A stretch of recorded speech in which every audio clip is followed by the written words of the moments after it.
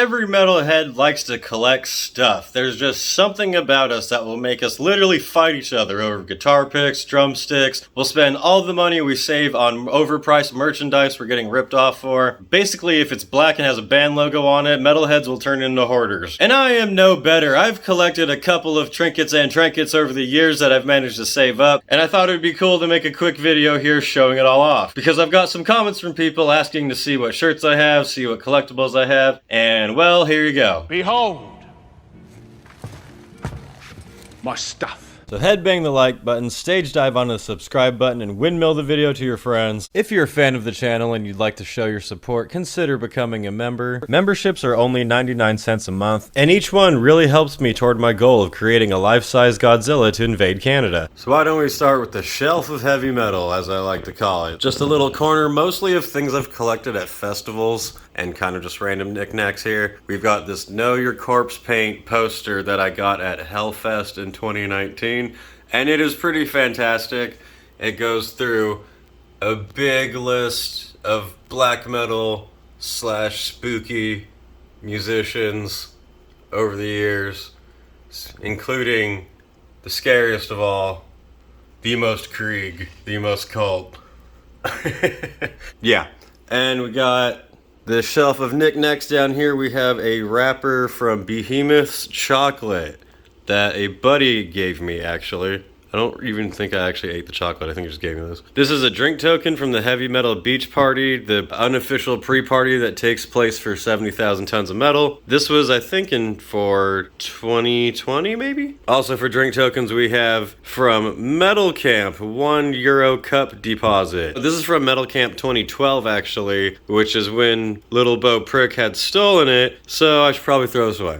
We have Little Lemmy right here, an honorary shrine place for him next to his own alcohol that I probably had one time. I couldn't tell you what it tastes like now. Gave him a little German flag that I got from some random restaurant I went to because I thought he would like it. We have a sticker for the band Hemorrhage. This is the band that will pull up in a van or like a little minibus or lately a U-Haul and just play outside of other shows and concerts. They are so fucking sick. Check those guys out. They will probably be playing at a street corner near you at some point. This is a pin I got from Ronnie James Dio's memorial that was held in LA in, I guess it was 2010 now. That was a weird event because it was open to the public and I was outside. There's a bunch of metal people there, so it kind of felt like being at a metal festival or a metal show, but it was Ronnie James Dio's memorial. I actually never wear this pin because I don't want a chance losing it. This is actually a piece of confetti from Ozzy Osbourne's last full performance at the Ozfest New Year's on the end of 2018, beginning of 2019, I think. Yeah, I didn't think that would end up being like kind of a special little relic, and now it's a bit faded, but yeah. Ozzy had way more energy than I did that night. I remember at midnight, everyone yelled Happy New Year, and then I watched like 2 or 3 more songs and I was so exhausted I had to go, and Ozzy was not slowing down at all.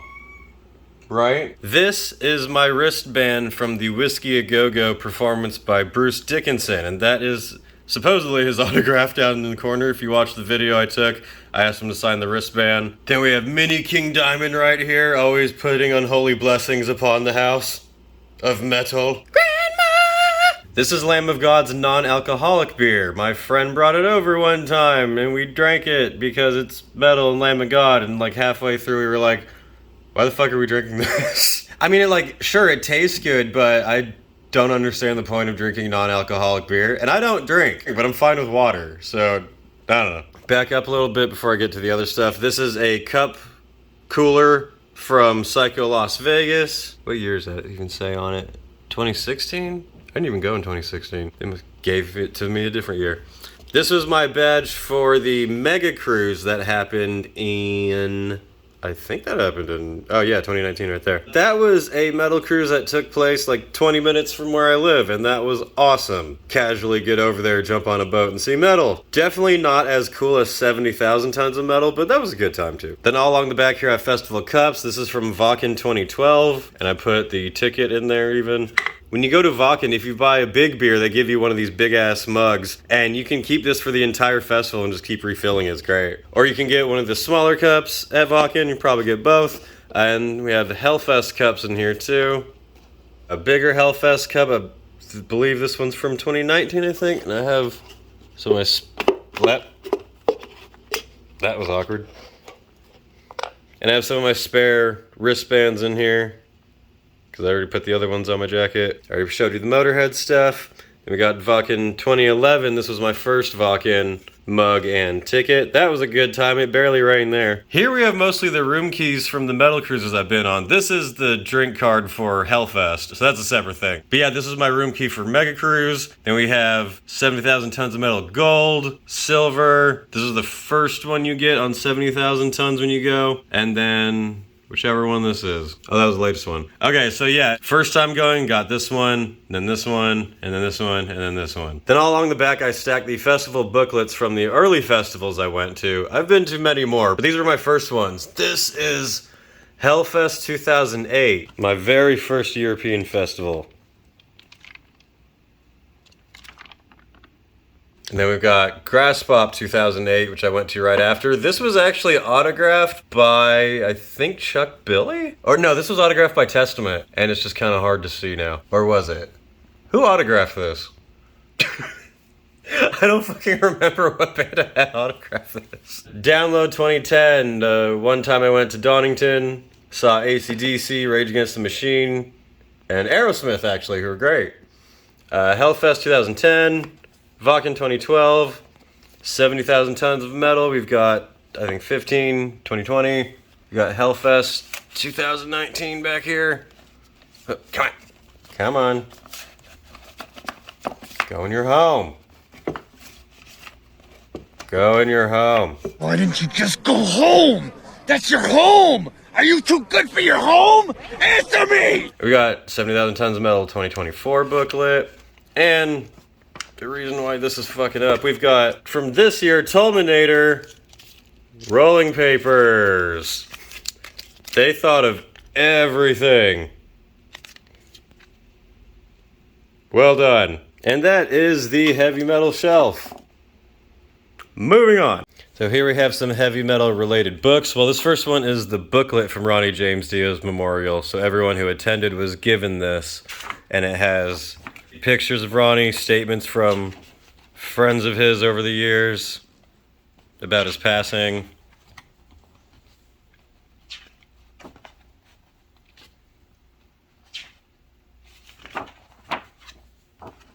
This thing's not that long, so I can just flip through it really quick, and if you're interested, you can pause the video and read all of these people's statements.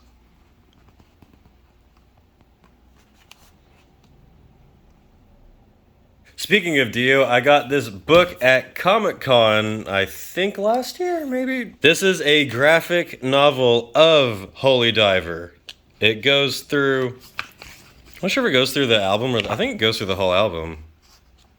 And I bought it because, one, it's really cool, and two, maybe I could finally figure out what the hell this song is even about. And then that same vendor had this. This is a graphic novel of King Diamond's Abigail album, which I definitely will be reading this Halloween.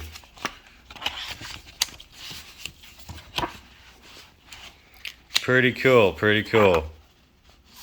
I feel like it's pretty well done. I honestly haven't gone through it yet, but I will very soon. And now for something completely ridiculous that might need some explanation. I have two comics of Henry and Glenn Forever and Ever. If you have not heard of this comic series, this is a comic about Henry Rollins and Glenn Danzig being in a very, very gay relationship together, going through all kinds of different adventures. It is absolutely hilarious. I'm sure Danzig hates him. I found these at like Amoeba one time.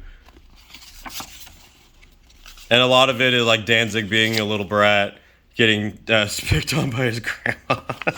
Henry Rollins being a little more mature. Dear Henry, I'm running away from home. I can't live in this house without Mom. It's either her or me. Some of these are really ridiculous. I don't remember how many of them they had. They have a lot more than these two, but yeah, same. Yeah, this is definitely Danzig's favorite reading material for sure. Yeah, check these out. These are hilarious. And let's go through this other heavy metal stuff. What do you say, Rocket? Yeah. Let's go through my set list first. I have some, what are now some pretty dated set lists. Damn, getting old is weird. We've got a Monomarth set list signed by Johan Hegg. This is from when I saw them in 2007. Some people who love a Monomarth have probably never even heard of some of these songs. You've got Venom set list from Hellfest 2008. This is one of my most cherished ones because that was so fucking awesome. This is a creator set list. I don't remember what year this would have been, honestly. I think this took place at Slim's in San Francisco. I don't remember. We've got the band Teresa's when they played at Orange Vale in Sacramento, California. Very clever title right there, haha. As you can see, it has some battle paint on it. This is another Monomarth set list. This one is not signed, but I have no idea what year this is from. Here, hold on to that. This is actually pretty cool. This is a Mayhem Festival ticket signed by both Kerry King and Corpse Grinder from Cannibal Corpse. Kerry King I met at like a meet and greet, I think the next day. Corpse Grinder I met in the crowd just hanging out with people. This is a ticket for Nightwish, the first time I saw them, and holy shit, that was in 2008. I didn't think it was that long ago. That was when they had Annette in the band, and this is signed by everybody except her. And it's not for any like particular reason. I just met everyone in the band except for her. That was a great night. They were really cool to me. I got to go on their bus and like have everyone sign it. And I got them to sign the set list from the show too. I forgot about that. You know, a lot of Nightwish fans hate on Annette, which I kind of understand, but I gotta say that first album she was on had a lot of songs I really liked. This one particularly, The Poet and the Pendulum, is like one of my favorite songs ever. Though I do agree that she wasn't the best fit for Nightwish, but hey. Here we have a set list from the greatest band of all time, Arno Core. This is a fantastic ballsy band that may be from Austria, may be from California, who's to say? And they do awesome, fantastic rock and roll adventure songs about ancient folk tales from Austria such as these. Check them out. They are good friends of mine. I love that band. This is an autographed set list from Sabaton at Hellfest in, what is it, 2010, I think? Yeah. That's pretty cool, signed by the whole band. They opened that day, so they had such a short set. That was before they were a massive band. And then this is a set list from not a metal band, but one of my favorite punk bands, The Addicts. Got that at some show I went to. I've seen them a bunch of times. Now let's go through some guitar picks I've gotten over the years that my cat was trying to eat. You probably saw that on the video. A lot of these guitar picks have these little holes in them, and that's because when I was a teenager in high school, I put them all on a necklace and would wear them every day because I was really cool. And now it looks kind of dumb. But if you're wondering why a bunch of them have that, that is why. This is from Guar. I saw them a couple times when Odorous was still alive. Don't remember what year that was. We've got my favorite, my most cherished one of all time. This is Lemmy's pick from Hellfest 2008. I was right in front of him for that set. I made a point all day I'm going to be standing in front of Lemmy. And I got his bass pick. And it's kind of dirty. We've got from the Mega Cruise, I got a Warlock pick. Pretty rad. Rob Zombie bass pick from Piggy D. I think that's, yeah, it's his face back there behind this weird tape. Yep, from Piggy D. He was pretty cool. Met him briefly after one of their shows. Stuck together. We got an Exodus pick. Could not tell you when the hell that's from.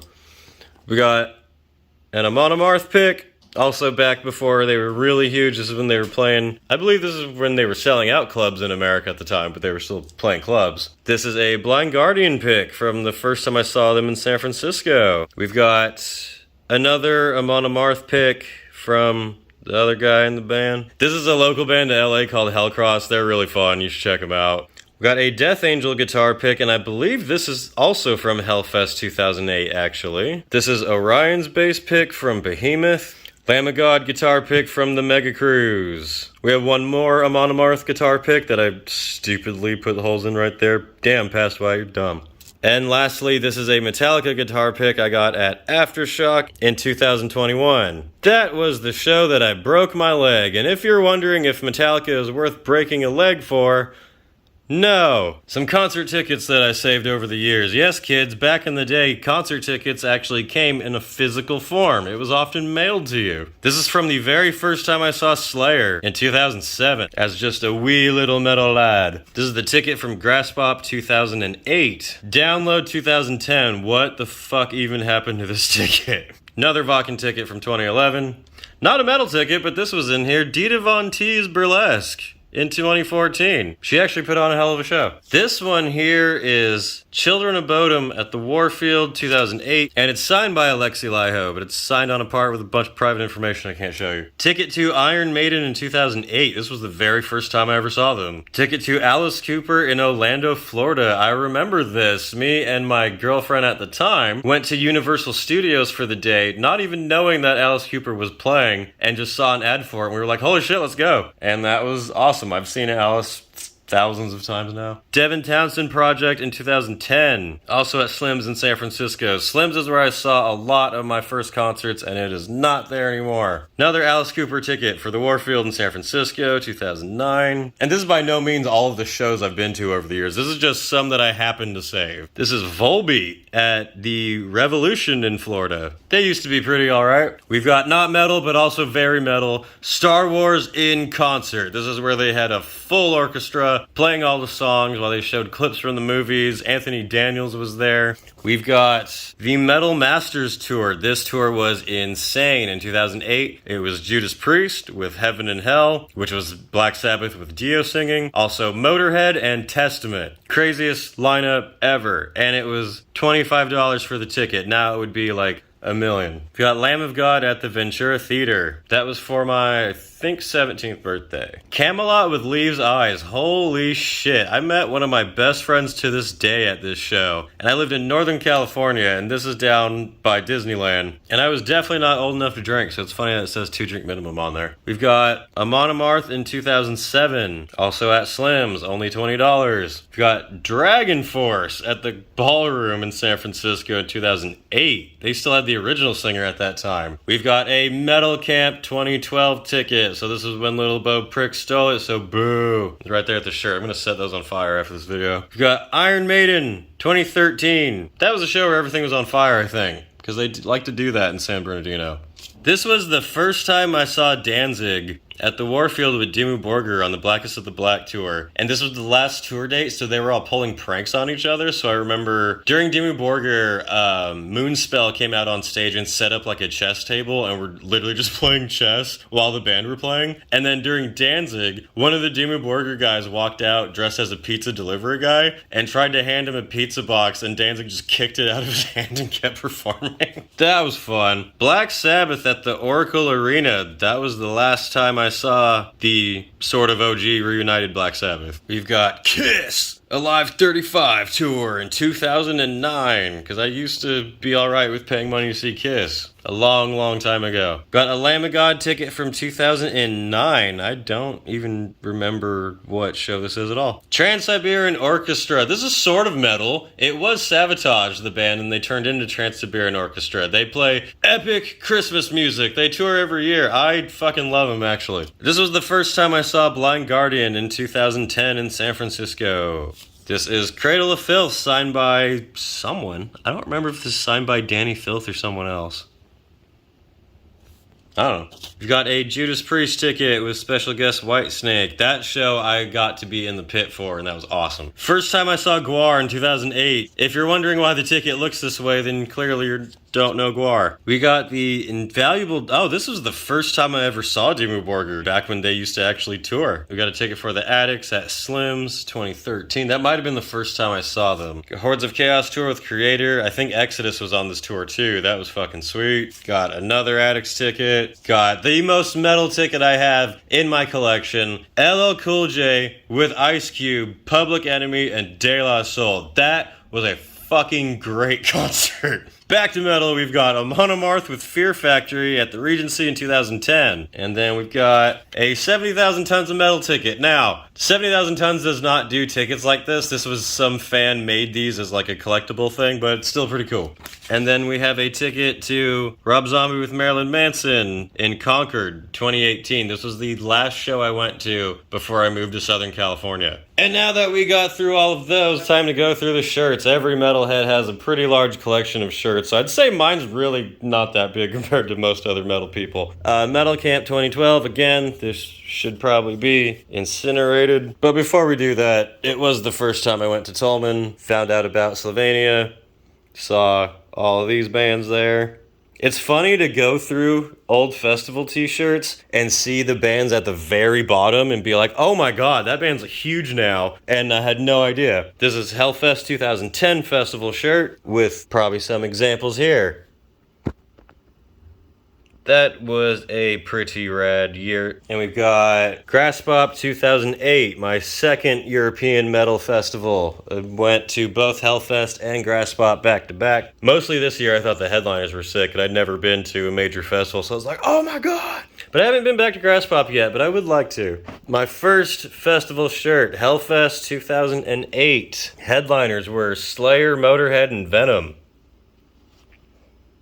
Now at Hellfest, Venom would be way down on the list. Slayer, I don't even think was like one of the main headliners anymore. We've got Download 2010. And guess who's missing from this shirt? So this shows headliners Them Crooked Vultures, which was like a weekend band for Dave Grohl, Rage Against the Machine, which was awesome at the time, and Aerosmith. What's missing here is AC/DC. AC/DC played this year, and they brought their own stage, and they weren't on the official band shirt, and no other band played on that stage. It was only them for the whole weekend. That was some weird contractual bullshit. I should have bought a bootleg shirt that had them on it, but yeah, this is my one time at the Download Festival. It's a pretty good lineup, actually, if you like dig into it. It was pretty fun. I'm not into, you know, these type of bands, but we've got Motorhead. Billy Idol was a lot of fun. Airborne's down here. We've got Napalm Death. Oh yeah, the band The Used were supposed to perform at Download, and they canceled and were replaced with Napalm Death, and nothing of value was lost. In fact, it got tremendously better. Yeah, I had a good time at Download. I'd like to go back with a good lineup. We got Bloodstock,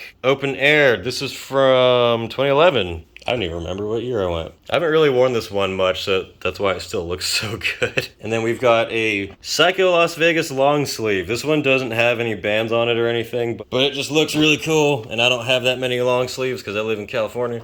Some other shirts to go through. These are all in my dirty pile, I'm not gonna lie, so that's why they look like shit. But this is the greatest band to ever exist, Dark Insanity, with their epic EP release, Rabid Psychosis. You can buy this shirt right now. Link is in the description of this video. It looks a lot better when it's not wrinkled to shit. Got the latest band shirt I got, this bootleg Limp Bizkit shirt from the Loserville tour. Bought this from some street vendor for 10 bucks after the show, because I would not pay any more than that. I need to burn off some of these names. Got 70,000 Tons of Metal 2019. Who's on this year? We got Accept, Arcona, Atrocity, bunch of bands. Bloodbath, that was sick. Body Farm is a great band. If you don't know about them, they are sick old school death metal. Carnation is too. I remember liking them a lot on this cruise. Saw Dark Funeral on the pool deck after eating a nice goat dinner. And keep going, we've got Hellfest. What year was this? 2019. This was the last time I've been to Hellfest for now. I'm sure I'll return at some point. Manowar shouldn't be on there because they canceled because they're bitches. And this also doesn't include, there was the day before, the Knotfest meets Hellfest, which had a ton of great bands. That's not on this shirt. But still, this was a very good weekend. Also, another shirt from the greatest band to ever exist, Dark Insanity. You can also buy this in the description of this video. 70,000 Tons of Metal 2024. Pretty sweet lineup, and I think the lineup for the one that's coming up is even better. At least so far. We've got a bootleg Misfits shirt I bought in the parking lot at the Forum in Los Angeles. This was one of their first shows back. It's a pretty great shirt, I'm not gonna lie, and I didn't spend an outrageous amount of money on it. It was probably like 15 bucks. This is a pretty cool Danzig shirt that I got, just to be your normal, typical Danzig. Oh, never mind. 70,000 Tons of Metal 2015. This was my very first year on the boat, and it definitely had the best lineup out of all the ones I've been to, like, that's not even close. Got an old Watain shirt, which is pretty cool, but I'm gonna be honest, I'd like never wear it.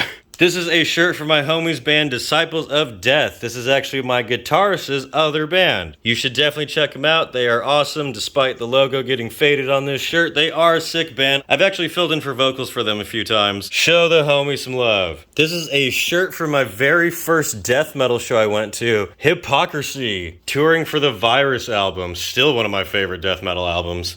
And this will all come full circle very soon. Stay tuned to this channel to see what I mean. This was in 2006. Damn. I got this shirt at Tolminator this year. Misfits Earth AD shirt. Pretty cool, pretty cool. Tolminator 2024. Metal as fuck. My brand new festival shirt with the greatest band to ever exist on it. dark motherfucking insanity. Then we've got Deicide, good old-fashioned devil music. Short, sweet, to the point. On the complete opposite end of Deicide, Unleash the Archers. I bought this, I believe, at the very last show I went to before COVID struck. Right? Yeah. North America, holy shit, this is a rare shirt. I should sell this.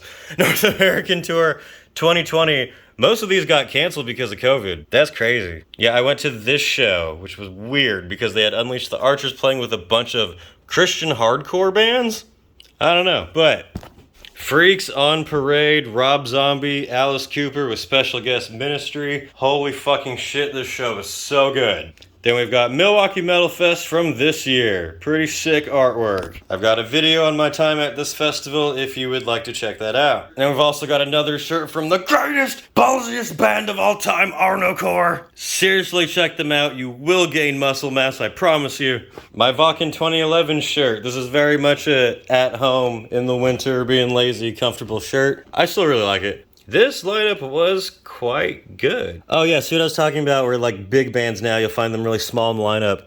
What do we got here? We have Ghost, really down, tiny, on one of the smaller stages. Who else we got? Battle Beast, I'd say, is much bigger now. Dustbolt, just played with them at Tulminator, fuck yeah. Yeah, good year. Hellfest 2009. My second year at the Fest of Hell. Motley Crue was there, so it was definitely a Fest of Hell.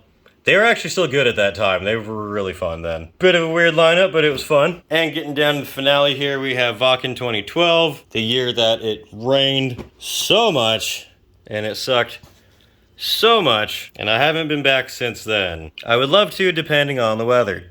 And then last, but certainly not least, really old, pretty funny shirt, Behemoth, with a burning church that says, "Yes, we can." Behemoth was on tour during the Obama administration, or was probably ramping up to like the election when "Yes, we can" was everywhere. And back says, "Youth Against Christ." Oh, me and my friends used to get in so many arguments with random strangers for walking around in public wearing this shirt. Couple final quick things. These over here are in what I consider to be my home gym area. It's a corner with a couple weights in it. Signed Arnocorps CD. And signed poster from the band with a pic. They are the ballsiest band of all time. Like, how do I need to explain this to you? These songs should already be ingrained in your muscles by now. Come on, don't bullshit me. In the middle of my little hallway, you've probably seen it behind me when I'm on live stream. I have Motorhead flag because, of course, it's actually covering the water heater in the apartment. And this is not a heavy metal thing, but it is really funny. If you get it, you get it. I like not explaining it to people when they come over and see who just starts laughing. This may not look like a metal thing at first, but this is actually a painting a friend of mine made, and this is a view we had on 70,000 Tons of Metal in 2020, I think. We were on the top of the ship as it was pulling away. This was Miami in the distance, and we were just standing there looking at it. And she ended up painting this picture, and I love it. And that friend is actually so creative that she's written a book recently that's about mental health. It's an interesting story. You should check it out. This is not sponsored by her. She's just a good friend. Hi, Sophie. And then the final thing I have to show you guys is this towel from Psycho Las Vegas in Nevada. It is extremely comfortable, but I only leave it up on the wall because I don't want to like damage it or anything. And that's really all of my cool heavy metal trinkets and trinkets that I've collected over the years. It's by no means everything from all the shows and festivals I've been to. Just some things I happen to hold on to over the years. So anyway, I hope you enjoyed seeing my little collection. And now we'll roll the outro. Take it away, Wyatt. For more from me, check out my band Dark Insanity. You can find us on Instagram, on Spotify, on all of the streaming platforms, on Bandcamp as well. We have our EP Rabid Psychosis out now. Subscribe to my second channel, Wyatt's Metal Podcast Clips, where I'll be uploading segments from my live podcast and podcasts that I do guest appearances on. We've got merch available for the channel and for the band. Now you can get Wyatt's Metal t-shirts, Savior of Metal hats, Dark Insanity t-shirts, Dark Insanity weed bags. We've got everything. Links for all of my stuff can be found in the description of this video. Anyway, that's it for now, and I'll see you in the next video.